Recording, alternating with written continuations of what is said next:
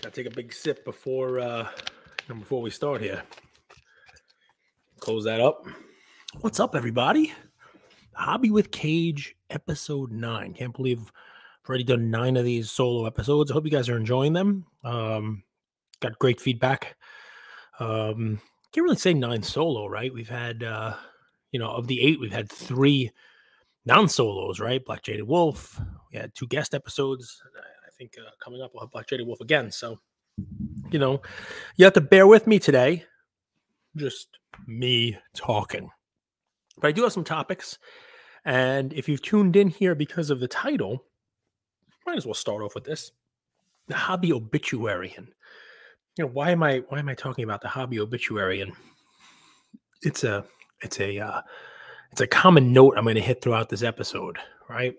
Not because I think the hobby is dying, because I watched the Berkshire Hathaway shareholder meeting this weekend.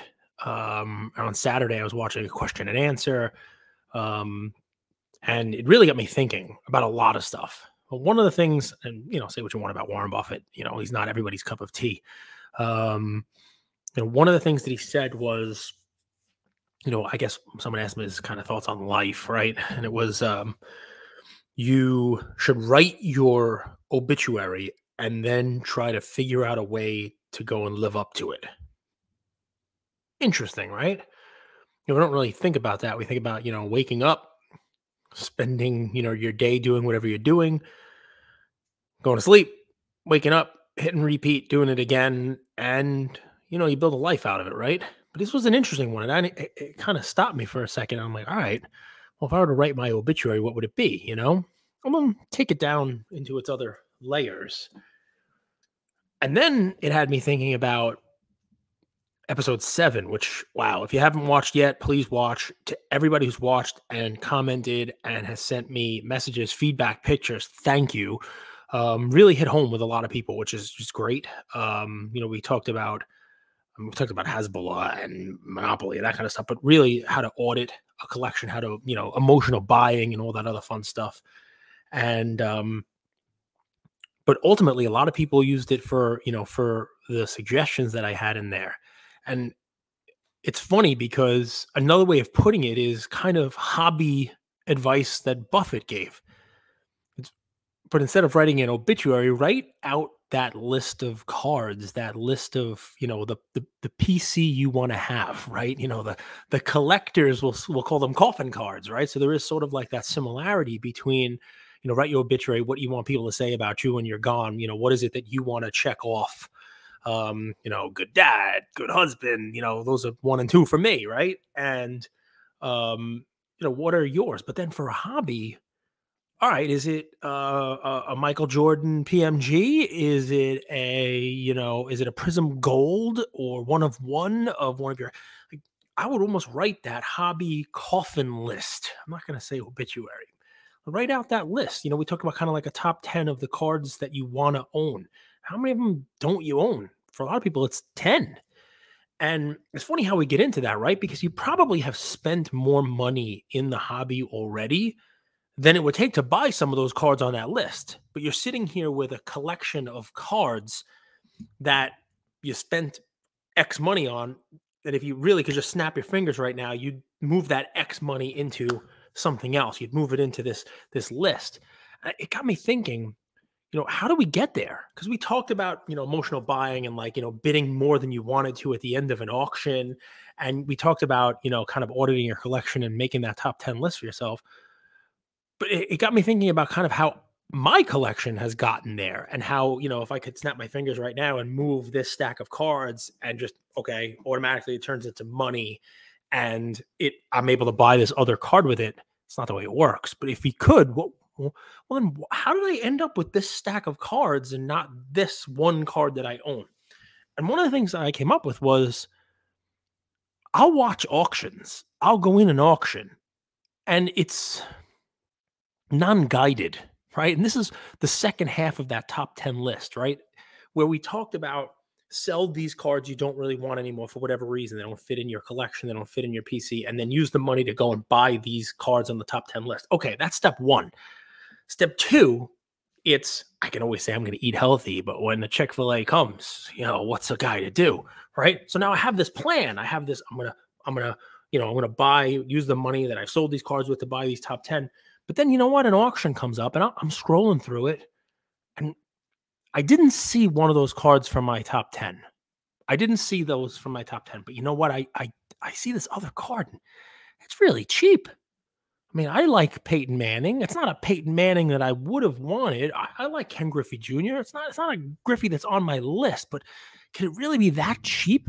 Like I'm gonna go for it. And you kind of get caught up and you get sidetracked. And that's, I guess, part 2, right?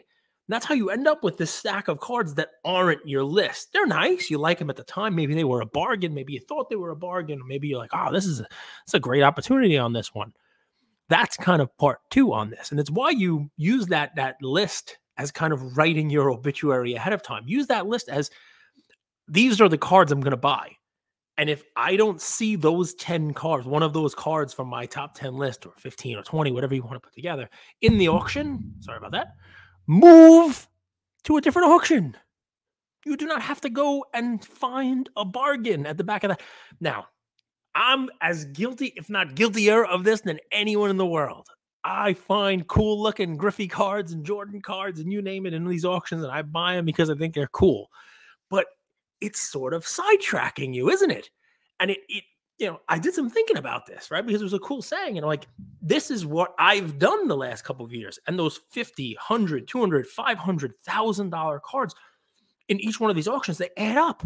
And before you know it, sure, you got this cool Griffey, you got a nice collection of all these Griffies and maybe you found a couple cool rookie cards. They're not the ones you wanted. And you've ended up spending more on this collection of cards that you didn't actually want. I mean, you wanted them at the time, but they've prevented you now from getting that one big card, that obituary card, I'm going to call it. I'm coming up with a new card saying, a new term. And it's one of those things, right? We talked about how you get there and okay, sell these cards. But we didn't talk about how you got to the spot where you have this big stack of cards that you're now willing to sell and how you avoid just falling into the same trap. And it's an interesting kind of thing. I just wanted to layer that in there, after episode 7, because everybody kind of really was, I got so many pictures. Here's the stack that's got to move. Here's the stack, and here's my list. Here's my top 10 list. What do you think of my top 10? What do you think of? I have these 2. I got to get these 8. Which one do you think I should go after first? It depends on how much money you have. It depends on, what you sell, how you've rearranged your collection, a bunch of stuff. But I've had so many great conversations around that I kind of want to layer this in too, right? It's once you set the plan in motion and you've sold that stack, how do you prevent yourself from falling right back into the same routine where you're buying that stack again because they look like bargains? And it's tough because that golden auction, that weekly, looks real good. That PWCC weekly auction, there's a card in there that you didn't even know existed. Oh my goodness, I didn't even know this card was out there. I got to go grab it. Put those blinders on. Write out your obituary. Write out that card list first and then work towards it, right? Figure out a way to work towards it. Don't get too sidetracked. Now, I'm not saying don't have fun and buy some cards. We all do it. That's kind of the fun of the hobby. But on this particular thing, right, if you're going to set that goal and your goal is getting these 5, 8, 10 cards, stick to it. Otherwise, you're just going to find yourself having a hard time, veering down the same thing. And then in 3 months or 6 months or a year later, you're going to be back to the same thing, selling those same cards again that you didn't really want, but you thought were bargains, and you'll be in the same spot. So nothing wrong with it. I guess it's fun. It's a fun way of hobbying, but it's funny. And that's what I thought of watching Berkshire Hathaway. I'm that nerd. I'm watching the, them talk about earnings and what stocks to buy and the whole deal. And here I am thinking, all right, well, this now layers on some additional detail into what we talked about. One other thing, and this I'm really guilty of, guys. And I'm not going to give advice, right? Because I don't know the right answer. And if I did, I would just buy the right ones myself. But it's funny to think about. I started putting money in the market, selling some cards, putting money in the stock market and thinking, all right, I'm smart. I'm going to find these bargains. I'm going to find a stock that's been beat down. I'm going to be a contrarian play. I'm going to do this, this, and this. And then I listened to Buffett and Munger, and they talk about how every quarter they're basically increasing their share of Apple, and that, Berkshire Hathaway, like 38 or 39% of their holdings right now are in Apple stock. They're a huge Apple holder, and they add to it whenever they can. And I look back to when I started putting money in the market and I'm doing okay, but some stuff is down, some stuff is slightly up. I've got some dividends and whatnot, but I look at what Apple was when I started putting money in the market, and it was in the 120s. I look at what Apple is now, and it's in the 170s. And I pause for a second, and I think this isn't much different than cards. Sure, cards fluctuate, the market fluctuates. We've had a bigger run up, in the hobby over the last couple of years than the stock market did, right? But take it down to a more micro level. The quality assets do well, and you don't have to overthink it. One of the other things they said was, if your investments are keeping you up at night, they're not good investments, right? They're not an investment you should be in. And here I am. I know you can't time the market, and who knows what happens. Apple might come crashing down next week. But if you look at it now, I'm like, why am I trying to outsmart it? Why am I looking for that beat down stock that's about to get a turnaround, the one that everyone else is overlooking?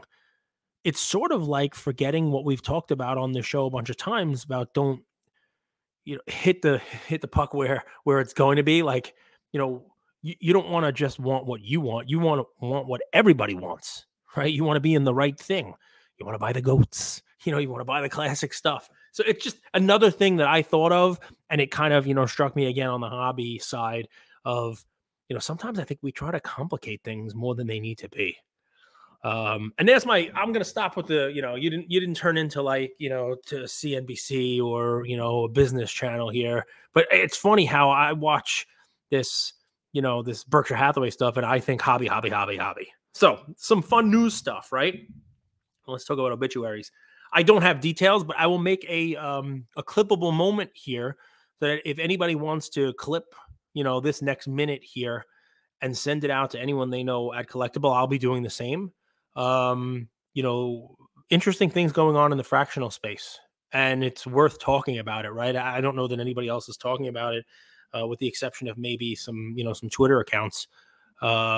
MT Trading is one that does a good job of putting that stuff out there. They've called me out a couple times, but you got to give them credit where credit's due. They've been kind of, calling this, for a while now. My take on the fractional space is I think it's a good idea. I really do, for the right items. You see on Rally Road with what they have, the Declaration of Independence over there, that's obviously doing well. It's the right kind of item where you or I most likely couldn't buy it, but it's cool to own shares in it. A Honus Wagner, that type of thing that's, millions of dollars and never going to be seen by us, but you can invest in a portion of it. I think it makes sense. I think Collectible was a victim of timing as well. Bringing a lot of these items, a lot of these assets out in a run up. I'm not going to call it a bubble, but people have used that word. But basically, in a bubble where valuations were high and everyone winds up being underwater. And that's I think less than a year ago, I was still doing shows talking about what was up and what was down. Haven't done it since last summer. But we obviously talked about Collectible and the items on their platform on this show. Last week, a lot of their trading, secondary trading was halted. I think they're back up and running. They filed some stuff with the SEC. I'm not going to go into it because that's not my area of expertise. But I'd welcome someone from Collectible coming on and kind of talking about what's going on with their, with their business and that kind of stuff. And I will send some messages out to them also and invite them on to kind of talk as well, because that's what we try to do, right? I mean, I'm sure there are folks listening to this who have some, some funds in the Collectible platform. I've heard some talk about, them seeking liquidity opportunities and that kind of stuff, which would be interesting to watch. But obviously, that platform is not doing what people had hoped, not doing what people had expected. So it's something I'll keep my eye on, and I'm sure we'll talk about in future episodes. But I just definitely want to throw that one out there because it's definitely a timely, item. don't know that it'll make my hobby news yet just because I don't have news to report. But what will make my hobby news is Fanatics. Fanatics announced, their live streaming, live selling platform, is going to be up and running, I think, in the second half of the year. And it looks like they've kind of invited people to, kind of fill out a survey. I looked at the survey. I don't know exactly where I would fit, right? It was like, do you want to sell on that platform? And then tell me about your experience, right? I'm a pro. I've broken products before. I'm a pro. I don't know if I could click that. I mean, I've sold on Whatnot. I've done, dozens of shows on Whatnot. I've broken boxes on Whatnot and on other live platforms as well. So I guess I'm a pro per se, but I mean, that's not what I do. I don't break, for professionally. Right. Broken a few boxes here and there, sold some singles and, did a content show. Not exactly sure that that's the folks that that I'm the guy that they're looking for. Didn't know exactly how to fill it out. So I haven't filled it out yet. But it's interesting. It's interesting news coming in, right, into a space that I don't want to say is crowded, but there's obviously more than a couple of live selling platforms. eBay has one. The Card Shop Live is out there. Obviously, Whatnot is out there. Now, Fanatics will have their own. And it begs a question that I don't have an answer to. But you guys tune in to hear my thoughts, so I'll give you my thoughts. Fanatics coming into the space does beg a question, and that is what happens to the other folks in that space. And to be more specific, Fanatics is going to be the ones producing the product, right? Panini right now did not have their own live platform to sell on the Panini platform. So if you were getting Panini products, you could sell it on whatever platform you wanted. And I'm sure Panini was agnostic to what platform you sold it on. If Fanatics is going to be producing the products and then also have a live selling platform, the question I ask is, will getting the product require you to sell on their platform? I think if I was Fanatics, I would do that because clearly that's a way to keep people on your platform. It's a way to sell on your platform. I don't know what they plan to do, but it is something that I am interested in seeing how it plays out. I'll say that. I'm sure that the other platforms are also likewise interested to see how that plays out because it impacts them, right? And, in addition to the other platforms, I'm sure some of the breakers out there are interested to see how it plays out. Is getting a product going to come with strings attached? I don't know the answer to this, right? But I can see a world where Fanatics is telling breakers, sure, you can get product, but if you are breaking this product, you have to break it on our platform. And that's a kind of a different world than what we're living in presently. I don't think that that there's that type of restriction out there now. We are all existing in a hobby with battle lines being drawn, right? You're this grading company or that grading company, this auction house or that auction house. To date, I mean, barring a few, I'm sure there's some exclusive agreements with some of these, live selling platforms, but I don't know that, that folks have really been, all right, in order to break here, in order to get your product, you have to break here. I don't think that the hobby has seen that so far. It happens, right? I mean, it definitely happens, right? There are exclusive deals out there. Just to go back and bring it all full circle, like a Seinfeld episode, one of the questions that was asked of Warren Buffett was, I think they have different clothing that they own, Fruit of the Loom, and I think they were talking about Garanimals, which I guess is a kid's clothing line. They were saying that Garanimals is only sold through Walmart. How come?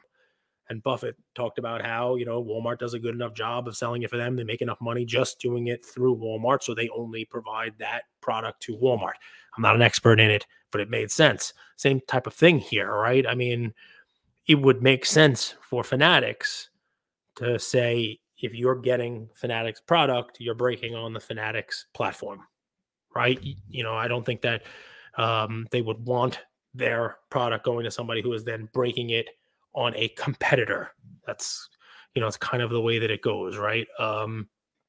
Exclusive deals are a thing of big business. I go to Disney World all the time. If I go to Disney World and I buy a soda for, $5.75 or whatever it is they're up to now charging, Soda looks like this. You're not buying a Pepsi on a Disney property.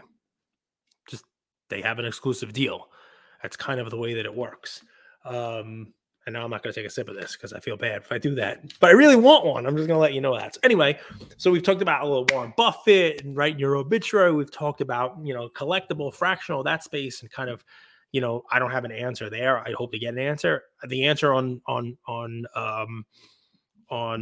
Fanatics Live, that'll come. I mean, if they're releasing, going forward, I'm sure we're going to see what kind of requirements come, along with breaking on their platform, along with selling on their platform. It's going to be an interesting thing to see play out over the next couple of years, as they're both producing the product and they are, selling it on their platform or having their people sell it on their platform. We've seen, I guess, something, I don't want to call it similar, right? Panini did sell their product, in like, what do they call them? A reverse auction type of thing, like a, first off the line, and it's decreasing. You buy it directly from them. And the Topps obviously sells product direct on their platform. But as far as breaking goes, which is a different thing, right? As far as, getting into breaks, a player break, a team break, that in and of itself, I think it's going to be an interesting thing to watch going forward. Leaves me with one last topic. Haven't really spoke about this. I did mention it in my news segment last week, but just kind of, glossing over it. And I've got a lot of people asking me questions about this. The Evan Mathis trimming video. And then he had an appearance on Sports Card Nonsense, my good friend Mike and Jesse over there. Haven't been on their show in a couple weeks. Maybe I'll invite myself back on. Happy to come on anytime, guys. I know you don't want to come here. But so they actually did a very good job. It was a good interview. And I would recommend folks go and watch it. I know that sounds weird that here I am, trying to, get as much engagement and people listening to my stuff, and I'm sending you over to another podcast. But I think there's room for you guys to get your card information from all over the place. And I think they did a very good job of it. And I have no problem saying that. I think they did a good job interviewing. And from a different perspectives, right? Jesse was sort of trying to, be informed on trimming and sort of the history and the hobby. And Mike was almost kind of like, what about some accountability? And Mathis, I think he quoted Yoda 6 or 7 times. No, at least twice though, which was fun to listen to. He sounds like he'd be friends with Aaron Rodgers in a cave somewhere, if I'm being honest. It's probably going to prevent him from coming on my show, but it is what it is. But I mean, it's interesting. I don't want to call it a lack of accountability. He was very careful, right? Because he did not say he's trimmed any cards. He did not say he's trimmed any valuable cards, and everybody is kind of putting that out there and saying like, well, I mean, clearly this guy trimmed all these cards. Look at all these great cards he has, and look at the blowout forums. At one point, he said the only card I've ever posted a video of, trimming or anything is the one that you just saw. That, I think it was a 65 Topps, nobody, no name. And, even go as far as to say, I know people who do this stuff who've been in the hobby, but they won't tell me anything. They'll never admit to a trimming. They'll never do this. So it's funny because I don't know the end game. I don't know what the point of it all was, right? I don't know why come out and do a video now about this and yet still not cop to anything or point fingers at anyone or say, by the way, this slab here is a problem. Or so what's the end game? Is it education? Was it anger? He mentioned a couple times that I think he's banned from personally submitting to PSA, and I think he asked for that to be revoked, and I don't think it was. I mean, maybe he's angry about that. I find myself wondering when people do things, okay, what's the end game? What's a win for them here? Why do this and why do it now? And it's very rare that I can't put my finger on the why. Usually you'll follow the trail of the money or the dollars and you'll get to the why. This is a former NFL player who's probably made plenty of money selling cards as well as when he played in the NFL. And posting a video of how to trim, an old card. I guess he became relevant. He showed back up on the map a little bit, and he was on sports card nonsense, but I don't see you know, a monetary gain for him there. I mean, I don't see a positive that comes out of it. I see a negative for the hobby overall. And that's part of the thing that scared me about it. I don't know if people even understand just kind of, how the history of the hobby, right? How there's been a lot of that. There's been a lot of interesting things that have gone on in the hobby. I'll say that. And as we try to go mainstream, as to go back to the last topic, Fanatics tries to bring more fans in and turn them into collectors. The more of that kind of stuff that they find, the tougher it is as a new entrant into the space to have trust and confidence in what it is you're buying. Because I've been doing this for decades, and I found myself watching that video and then listening to the interview saying, all right, I've owned a lot of my cards for a long time. Do I have to go and check them out? Like, should I get my tape measure out and make sure none of my cards in slabs are short or they've been trimmed? And the honest answer is you kind of never gonna know, I don't think. You know what I mean? Like, I went on Blowout. I mean, I remember 5, 6, 7 years ago when the Blowout detective agents were doing a great job of showing, hey, this card potentially is trimmed, you name it. But the vast majority of these cards are not numbered, right? And it's just someone's opinion. Anyway, I'll digress into that, and kind of what I want to do for this is maybe give my stance on it, right? Because then you get people asking me questions. I think the Two Thick Guys, another podcast you can kind of listen to, they did a live this weekend. Manny and Courtney and Jeremy talking about trimming versus kind of like cleaning cards or storing cards. I've had so many conversations with people who've been in the hobby for a long time about what you should and should not be able to do with a card, and then comparing it to the art world where art gets restored all the time, and comics where comics get restored. But the difference, of course, there is when you have a restored comic, it's noted, right? It says restored. There are cards that have been restored that say it, but there are cards that are touched that are slabbed and you don't know about.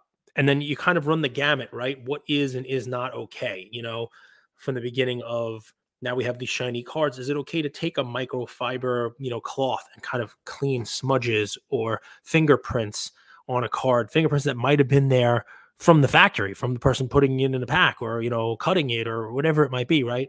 Maybe a breaker. Is it okay to do that? I think 99% of people would say that that is okay, right? Cleaning a card off a little bit.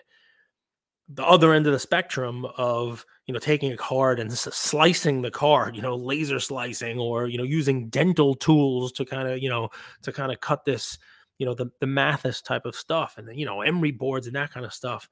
I think 99% of the people would say that that is something that you can't do.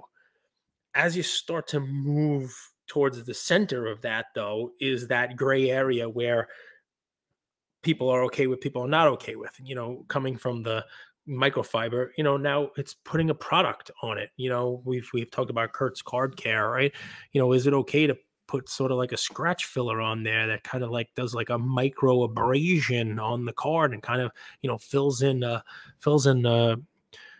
scratch on a chromium card? I don't know what the percentage would be there. Maybe 85% of people would say that that's good, and 15% of people say it's not. I don't know what the number on that would be. But obviously it's a sliding scale, and probably the more you're doing to a card to alter it from the way it came from the factory, the less people are going to be okay with it. The more people are going to find it objectionable. If you haven't watched the video yet, it's definitely interesting. It's definitely an interesting video to watch because, there are people probably in the hobby who have been here for not that long that don't know that that kind of stuff went on, that kind of stuff, is a part of the history of, the hobby itself. I think you might be surprised at how nonchalant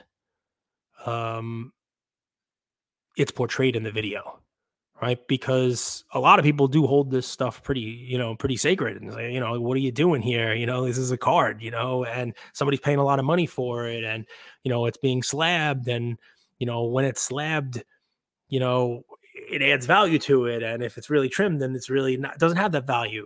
And it will get you starting to ask questions about the hobby in general, the value we place in, card grading, um, and, I guess how difficult that job is, right? And, how you need to be, kind of aware of what the heck is going on there. So I would implore people, if you haven't seen that one, to take a watch with no conclusions. Like, I don't really have a conclusion for you other than it's scary.